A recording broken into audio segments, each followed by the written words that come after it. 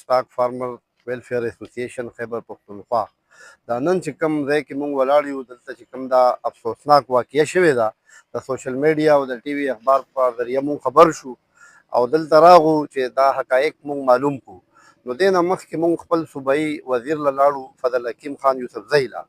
هغه یې په انیشیټیو باندې دا سرکاري کمیټي جوړه شوه چې تاسو لاړ شئ او د دې اندازه واخلئ چې د محکمې افسران هم ما سره دي دغسې د ضلعي انتظامیه چې کوم خلک راغلي وو هغه هم دی دلته د ټول ویټنس هم واخیستل اندازه یې مو لګوله چې د دې اصلي معنو کې نقصان څومره شوی دی نو په دې واقعه باندې خو مونږ ټول ډاډمند یو چونکې مونږ فارمران یو نو نن د ده نقصان دی سبا به زمونږ کېږي نو مونږ د سره انشاءالله ملاتړ یو محکمه هم دی سره ولاړه ده انتظامیه هم او مونږ دې نه دوه کیسه جوړو انشاءالله یو چې زمونږ ضلعي انتظامیه څه کولی شي آبه دوی سره هیلپ وکړي بل به دې نه مونږ یو سپیشل کیس جوړو